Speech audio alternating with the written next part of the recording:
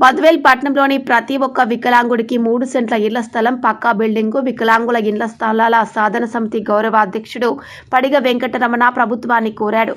మంగళవారం స్థానిక ఆర్డీఓ కార్యాలయంలో ఇళ్ల స్థలాల సాధన సమితి ఆధ్వర్యంలో ఏవో గారికి వినతి పత్రం ఇవ్వటం జరిగింది.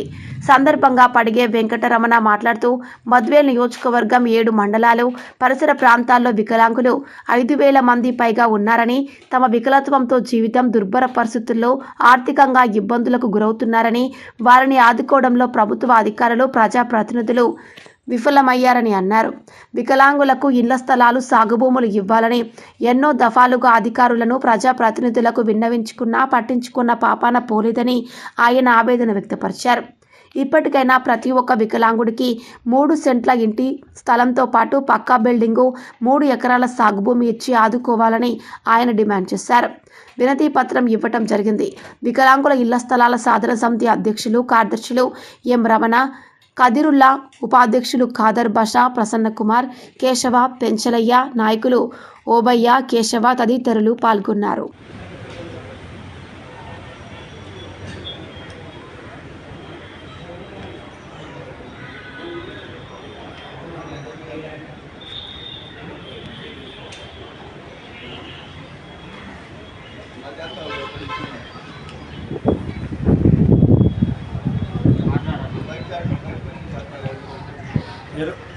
ఈరోజు బద్వేల్ నియోజకవర్గం సంబంధించి విభిన్న ప్రతిభావంతులకు ఇళ్ల స్థలాలు, అదేవిధంగా సాగు భూములు ఇవ్వాలని చెప్పి వికలాంగుల ఇళ్ల స్థలాల సాధన సమితి ఆధ్వర్యంలో ఏఓ గారికి ఈరోజు మెమోరాండం ఇవ్వడం జరిగింది.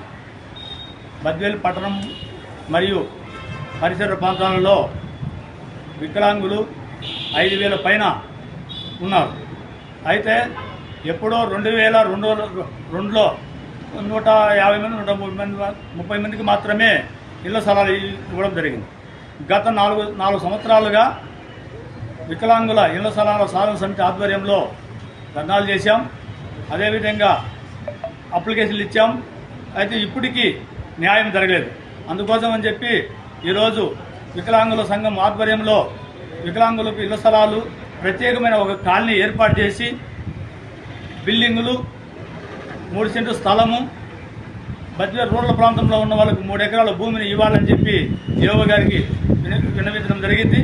కాబట్టి అధికారులు, అదేవిధంగా ప్రభుత్వ నాయకులు కూడా దీన్ని సానుకూలంగా స్పందించి బద్వేల్ పట్టణంలో వికలాంగుల కాలనీకి ఏర్పాటుకు కృషి చేయాలని చెప్పి కోరుతున్నాను.